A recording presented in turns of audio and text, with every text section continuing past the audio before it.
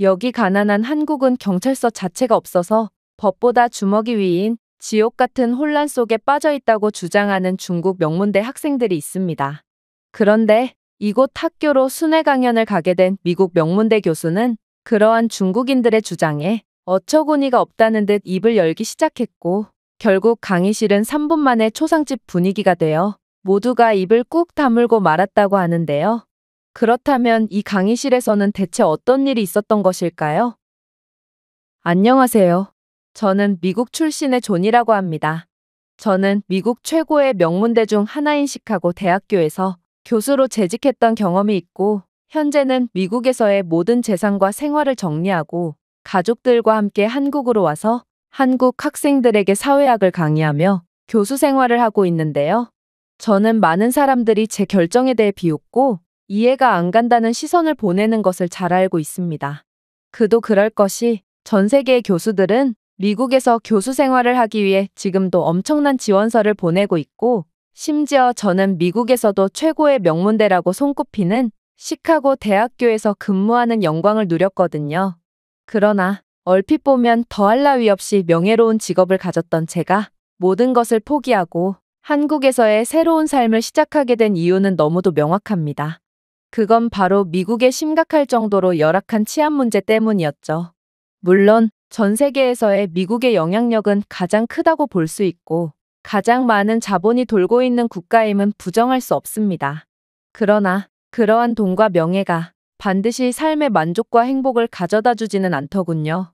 저는 교수라는 이유로 표적이 되어 셋업 범죄에 휘말린 적도 있고, 미국에서는 열악한 치안 탓에 아이들이 보호자 없이는 절대로 혼자 밖에 나갈 수 없기에 아이들의 정서 발달에도 매우 좋지 않았죠.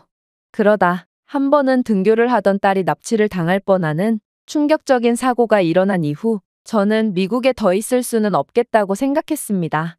그래서 마침 한국 대학교로의 단기 파견 자리도 났겠다. 저는 가족들과 함께 한국으로 건너가게 되었습니다. 한국은 정말 최고였어요. 일단 늦은 밤이나 새벽에 돌아다녀도 완벽하게 안전했고, 무엇보다 아이들이 어떠한 위험 요소도 없는 환경에서 마음껏 뛰어놀 수 있다는 점이 매우 마음에 들었죠. 딸들은 미국에서 겪은 트라우마를 점점 잊어갔고, 심지어 미국에서는 상상할 수도 없는 보호자 없이 등교까지 하며 꿈만 같은 하루하루를 보낼 수 있었습니다. 그렇게 저는 저와 가족을 위해 한국에서의 파견을 계속해서 연장했고, 그러다 보니 한국에서의 정규직 교수 직업까지 얻으며 한국에 눌러 살게 된 것이죠. 요즘에는 한국이 선진국이라는 것을 모르는 사람은 없지만 제가 직접 경험한 한국은 이 정도로 성장했음에도 아직도 강력한 잠재력이 있는 무서운 국가였는데요. 이에 더해 한국인들의 저력, 기술력, 성실함 등은 계속해서 이 나라를 빛내고 있었고, 한국은 정말 뭐 하나 빼놓을 부분이 없는 완벽한 나라였어요. 그런데 그렇게 한국에서 최고의 시간을 보내던 와중 뜬금없이 중국 대학교 측에서 제게 파견 강연 제안이 온 거 아니겠어요?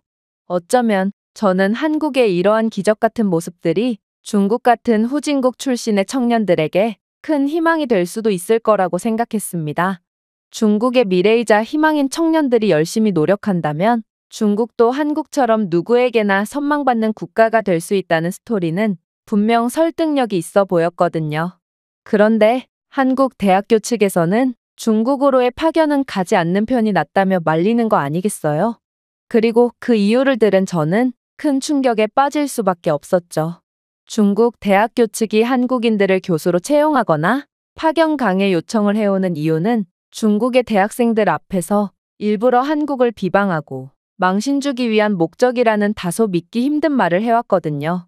심지어 중국은 국가 차원에서 한국은 가난하고 후진국이라며 비하하는 전문적인 댓글 부대까지 운영 중이며, 이러한 날조를 통해 서로 단합해서 지금의 경제가 파탄난 최악의 자국 상황을 이겨내고 있다고 했는데요.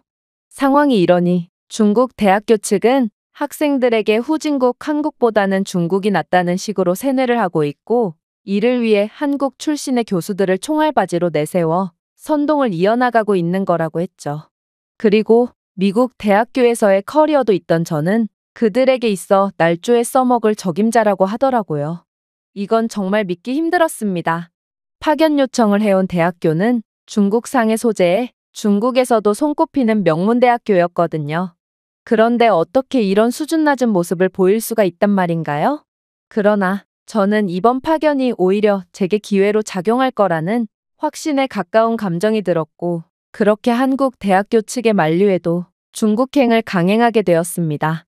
그리고 중국 대학교에서 강연을 하기 일주일 전, 저는 중국에 먼저 도착했고, 중국이 대체 무슨 자신감으로 한국을 욕하는지 이해가 안 가서 중국 이곳저곳을 둘러보기로 했죠. 그렇게 중국에 대한 관찰을 끝낸 뒤 저는 중국의 명문대학교 강의를 위해 연단에 올랐습니다. 하지만 제가 영어를 통한 강의를 시작하자마자 웬 중국 학생이 벌떡 일어나더니 이내 전혀 예상치도 못한 말을 해오는 거 아니겠어요? 이봐요. 지금 중국으로 돈을 벌러 왔으면서 야만적인 영어로 강의를 하는 게 말이나 되나요? 여기에 영어를 못하는 학생들이 얼마나 많은데 이런 무례한 강의를 한단 말인가요? 그리고 중국으로 오는 속국 한국인들은 중국어를 배움으로써 마땅히 대국을 존경하고 합류하려는 태도를 보이던데, 당신은 그런 작은 나라에 빌붙어서 돈을 버는 주제에 어째서 건방지게 중국어도 모른 채 중국에 강의를 올 수가 있죠? 당신은 예의도 없는 건가요? 이 말에 저는 곧바로 한국 대학교 측이 제게 해줬던 이야기가 정말이었구나를 확신하게 되었습니다. 중국 학생은 제게 중국어로 면박을 주기 시작했고, 그러한 말을 들은 다른 중국 학생들은 동료의 낮은 수준에 부끄러워하기는커녕 일동 폭소를 하는 황당한 태도를 보였기 때문인데요. 심지어 중국어를 영어로 통역해주는 학교 측의 직원마저 실실 웃으며 조롱 섞인 말투로 중국 학생의 저급하고 수준 낮은 어휘를 그대로 직역해 주었기에, 이들은 정말로 한국과 미국 모두와 관련이 있던 저를 조롱함으로써 그들만의 알량한 자존감을 채우기 위해 파견을 요청했구나를 곧바로 인지할 수 있었던 것입니다. 하지만 중국의 현실을 이미 직접 파악했던 저로서 이건 정말 어이가 없는 발언이었어요. 그래서 저는 이게 바로 중국의 미래구나 싶어 암울함을 느끼면서도 학생들에게 팩트를 말해주기로 했습니다. 어이가 없군요. 제가 돈을 벌러 중국 파견을 왔다고요? 그렇다면 돈을 좀 주고 그런 말을 하는 게 좋을 것 같네요.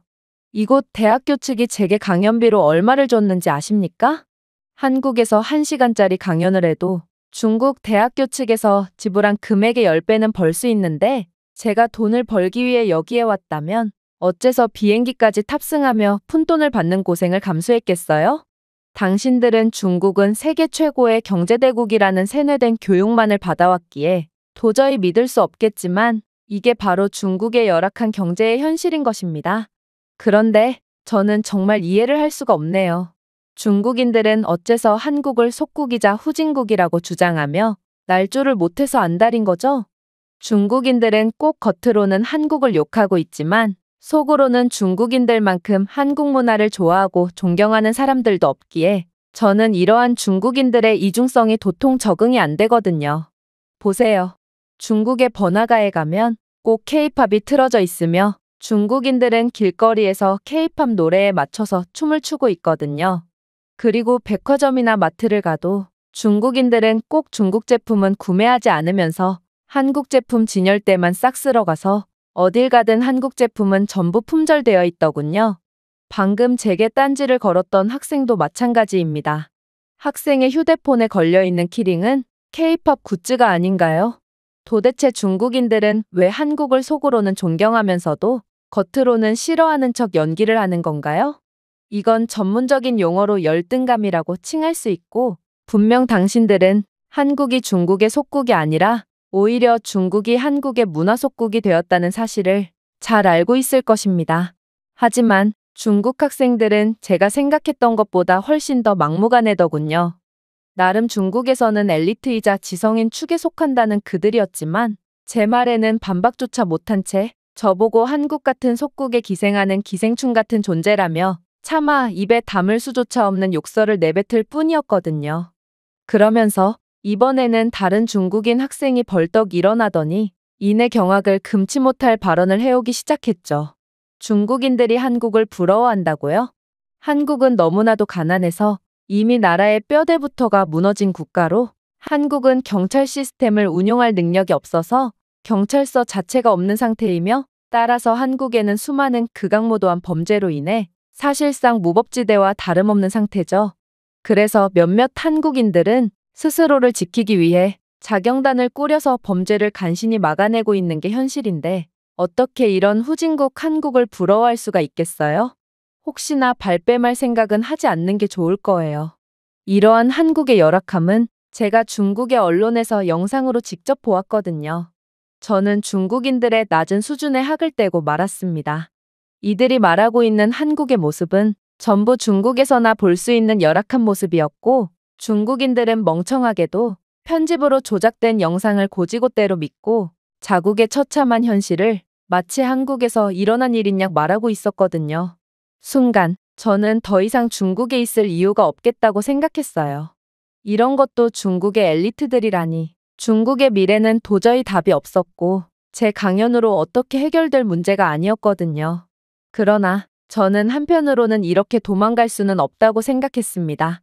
결국 저희 가족의 운명을 바꿔준 고마운 한국을 위해서라도 이들에게 한국의 현실을 똑바로 알려줌으로써 한국의 명예를 되찾고 중국인들의 잘못된 사상 또한 완전히 깨부숴주기로 다짐했죠. 그렇게 저는 천천히 입을 열었어요. 당신은 그러한 영상을 전부 동영상으로 접했겠지만 저는 당신이 화면을 통해 본 장면을 중국에서 직접 보았습니다. 저는 이곳 학교에 오기 전 일주일간 중국을 돌아다녀 봤고 중국의 처참한 치안에 대한 동영상까지 전부 촬영해 왔거든요. 자, 이것 보세요. 중국은 너무 가난한 나머지 경찰 예산도 없어서 중국의 경찰관들은 경찰차 대신 낡고 녹슨 자전거를 겨우 타고 다니고 있습니다. 이 경찰관은 고물자전거를 타고 범인을 잡기 위해 열심히 페달을 밟고 있지만 결국 자전거 체인이 부러졌고 그는 과일 가판대에 돌진하며 상황은 엉망진창이 되어버리죠. 또 중국에서는 현상수배 종이를 인쇄할 프린트조차 없어서 모든 표지를 연필로 직접 그려서 붙여놓는 황당한 행동을 하고 있는데요. 어떻게 이런 조악한 현상수배지로 범인을 잡을 생각을 하는 건지 이건 중국의 열악한 현실을 여실히 보여준다고 할 수 있는 것입니다. 그러나 한국은 전혀 다릅니다. 일단 한국은 세계에서 가장 안전한 국가라는 타이틀이 있는 선진국답게 이미 순찰차에 마저 경찰관을 돕는 AI 시스템이 장착되어 있는데요. 이 시스템은 내비게이션의 GPS 시스템과 결합되어 여러 데이터를 통한 잠재적인 범죄 발생 경로를 제한하며 사전에 범죄를 예방하고 있죠. 물론 이러한 AI 시스템은 교통 상황에 대한 실시간 업데이트를 제공하고 대체 경로를 제한하여 경찰관이 공공안전을 위협하지 않고도 효율적으로 용의자를 체포할 수 있도록 하고 있습니다. 하지만 한국의 무엇보다도 강력한 점은 따로 있죠. 한국의 자율주행 및 안면인식, 그리고 열화상 기술은 전 세계 최고 수준이고 한국은 이러한 강력한 기술력을 바탕으로 AI 드론을 개발해냈거든요. 한국은 이미 위험구역이나 사람이 접근하기 어려운 구역을 드론으로 안전하게 순찰하고 있으며 이러한 드론은 대규모 행사에도 어김없이 출동되어 잠재적인 위협을 사전에 포착하여 예방하고 있습니다.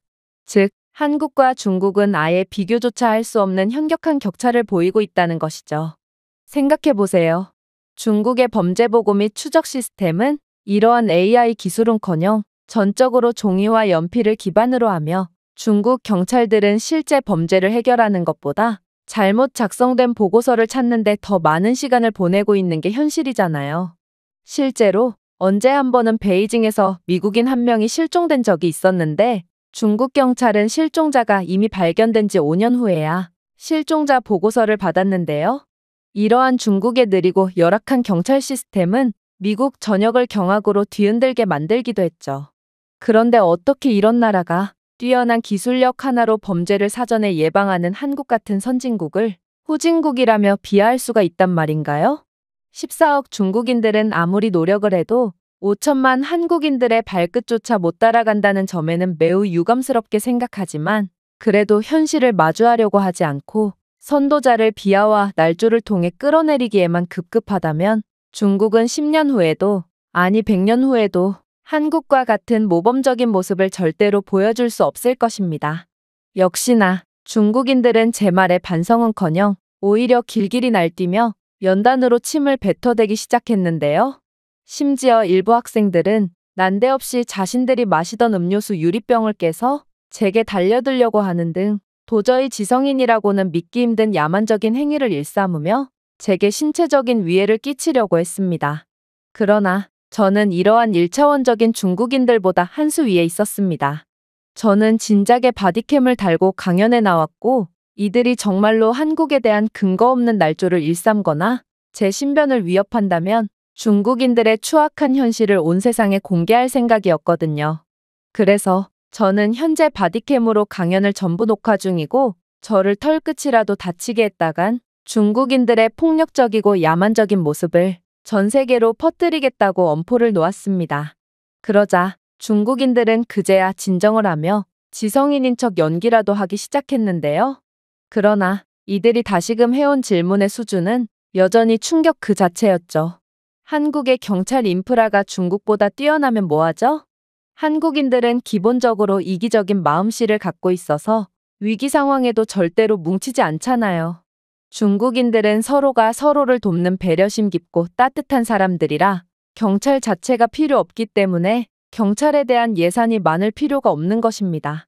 중국에서는 애초에 범죄 자체가 일어나지 않을 뿐더러 간혹 범죄가 일어나더라도 서로를 위하는 중국인들은 기꺼이 합심해서 범죄자를 자발적으로 잡기 때문에 중국에서는 뛰어난 경찰 체계가 있을 필요가 없죠. 그러나 이기적이고 남에게 피해를 입히는 것을 당연하게 생각하는 한국인들은 범죄를 당연하다는 듯 저지르며 한국에서는 이렇듯 범죄가 자주 일어나니까 최첨단 경찰 기술력을 갖출 수밖에 없는 것입니다. 즉, 경찰 인프라가 뛰어난 건 오히려 부끄러운 일이라고요. 저는 중국인들의 말도 안 되는 궤변에 질려버리고 말았습니다. 그래서 이들에게 냉혹한 현실을 일깨워 주기로 했죠. 정말 웃기는군요. 한국과 중국의 범죄율을 객관적인 통계를 통해 비교해드리겠습니다. 중국은 어림잡아도 한국의 5배 이상의 범죄율을 기록하고 있고 특히나 중국인이 외국에서 범죄를 일으키는 비율을 포함한다면 중국의 범죄율은 한국보다 압도적으로 높습니다. 중국인들이 한국에서 일으키는 범죄만 봐도 그렇죠. 중국인들이 한국에서 일으키는 강력범죄들은 상상을 초월할 정도로 많은데 거기에 중국인들이 한국의 길거리에서 배변을 한다든지 쓰레기를 무단 투척한다든지 하는 단속하기 힘든 경범죄까지 포함시킨다면 한국에 거주하는 중국인들이 일으키는 범죄만 해도 5천만 한국인이 일으키는 범죄의 수보다 훨씬 많을 것이 분명합니다. 한국에는 범죄 자체가 거의 일어나지 않지만 그럼에도 이들이 최첨단 경찰 인프라를 갖춰야만 했던 이유도 이러한 중국인들의 극악무도한 범죄에 대응하기 위함인 것이죠. 그리고 중국인들끼리 서로 돕는다는 학생의 주장도 실제와는 완전히 다릅니다. 오히려 한국인들이야말로 이웃들끼리 서로를 보살피는 문화가 존재하는데요.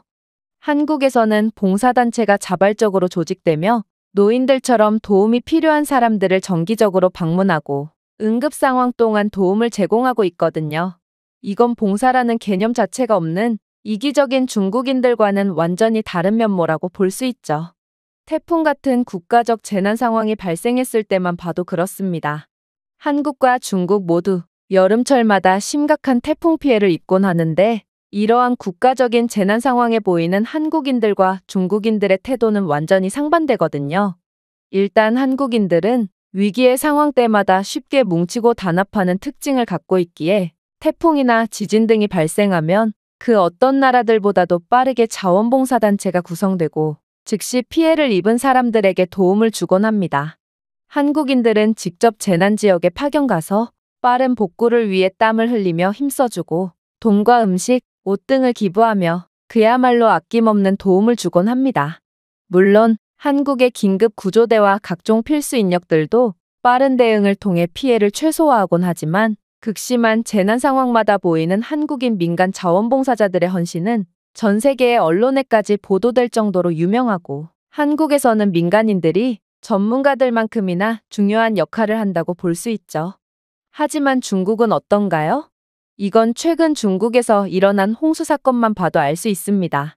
중국인들은 오히려 홍수가 난 지역으로 찾아간 다음 혼란한 상황을 틈타서 수재민들의 귀중품을 털어갔을 뿐만 아니라 구호소의 긴급 지원 물품까지 전부 훔쳐가는 장면이 포착되어 전 세계적인 공분을 샀습니다.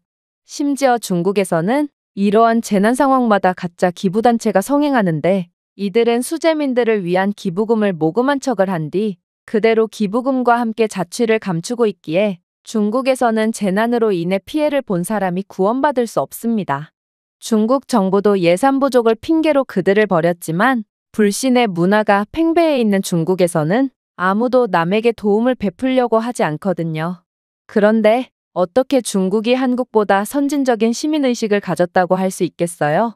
제가 시카고 대학교에서 사회학 강의를 할 때 같은 재난 상황에서 한국인들과 중국인들이 보여준 완전히 다른 행동에 대한 연구까지 진행했을 정도로 두 나라의 사람들은 비교조차 불가능한 국민성을 가졌다고 할 수 있습니다. 증거도 없이 헛소리를 일삼는 중국인들과는 달리 저는 모든 증거를 보여주면서 논리적인 주장을 펼쳤고 결국 중국인들은 꿀먹은 벙어리가 되어 아무 말도 못하고 말았는데요. 급기야 몇몇 중국인들은 한국은 부패가 심각한 후진국이라느니 사실 한국의 경찰들은 전부 중국 출신이고 중국은 경찰조차 없는 가난한 한국을 위해 경찰 인력들을 파견시켜 평화를 유지하게 도와주는 거라느냐는 정신나간 소리를 하기 시작했어요. 저는 이러한 한심한 중국인들의 수준에 두 눈을 지그시 감을 뿐이었고 이내 현실을 말해주기 시작했습니다. 제가 봤을 때 중국인들은 여기서 공부를 할 게 아니라 드라마 각본이나 써야 할 것 같네요. 자국의 경찰 인프라조차 붕괴된 중국이 감히 어떤 나라를 도울 수가 있단 말인가요?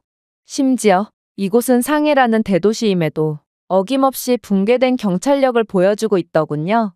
이곳 학교로 걸어오면서 저는 한 무리의 사내들이 가격을 외치고 있길래 경매를 하는 건가 싶었거든요. 그러나 알고 보니 그곳은 경찰서였고 중국의 경찰들은 범죄자들의 벌금의 가격을 놓고 흥정을 하는 중이었던 것입니다. 대충 상황을 살펴보니 이들은 용의자들의 석방을 놓고 흥정을 벌였고 결국 몇 명의 용의자들은 경찰과 흥정을 마친 금액을 뇌물로 주고 풀려나오더군요. 이게 바로 중국이라는 나라의 수준인 것입니다. 하지만 한국이었으면 어땠을까요? 만약 용의자가 뇌물을 미끼로 한국 경찰과 흥정을 벌이려고 하다간 그러한 용의자는 오히려 가중처벌되고 말 게 분명합니다. 한국에서는 그 어떠한 경찰도 뇌물을 받지 않거든요. 저는 한국 경찰들을 보고 대단히 청렴하고 결백한 사람들이라고 주장하는 것은 아닙니다. 사람들은 누구나 어느 정도의 욕심은 있기 마련이니까요. 그러나 중요한 점은 한국은 경찰들이 뇌물을 받는 리스크를 감수할 만큼의 경제적으로 열악한 나라가 아니며 사회적으로도 뇌물이 통용될 만큼의 국민들의 수준이 낮은 국가도 아니라는 것입니다. 중국의 경찰은 평균 월급 30만 원으로 입에 풀칠하기도 바쁜 수준이지만 한국 경찰은 그의 10배 이상의 월급을 받거든요. 즉, 중국은 시민의식 수준뿐만 아니라 국민성, 심지어 경제력마저도 한국에 한참 뒤져 있으므로 중국은 30년이 지나도 한국의 수준을 따라오지 못한다는 말입니다. 그런데 중국의 미래라는 여러분들의 수준을 보니 아무래도 중국은 100년이 지나도 한국의 발끝도 따라오지 못할 것 같네요. 그렇게 말을 마친 저는 뒤도 돌아보지 않고 강의실을 벗어났어요. 물론 중국인들은 저를 죽일 듯이 노려보며 신체적인 위해를 끼치려는 듯 다가오기도 했으나 바디캠을 장착한 제게 달려들 정도의 배짱 있는 중국인은 아무도 없었죠. 그렇게 저는 무사히 한국으로 다시 돌아올 수 있었고 중국인들의 상상을 초월하는 수준을 담은 영상들을 정리해서 전 세계의 언론사들에게 보내놓은 상태입니다. 지금껏 14억의 중국인들은 한국이라는 완벽한 나라의 명성에 흠집을 내기 위해 고군분투하고 있었고 인터넷의 글로벌 커뮤니티에서 한국에 대한 터무니없는 비방글을 자주 찾아볼 수 있었던 이유도 바로 이러한 중국인들의 음침한 공작질 때문이었거든요. 아무래도 제 영상은 중국인들의 열등감에서 비롯된 날조에 완벽한 증거로 작용할 수 있을 것이고 전 세계가 한국과 중국의 진실을 알게 될 테죠. 중국인들에게 속아 한국에 대해 오해를 하게 된 전 세계인들이 제 영상을 통해 진실을 깨닫기를 바라면서 저는 저희 가족에게 기적을 선사해준 한국에 약간이나마 보답을 하게 되었다는 점에 큰 만족감을 느끼는 중이랍니다. 제가 준비해온 내용은 여기까지입니다. 끝까지 시청해주셔서 진심으로 감사드리며 여러분들의 구독과 좋아요, 알림 설정은 영상 제작에 큰 힘이 됩니다. 이상 세모튜브였습니다.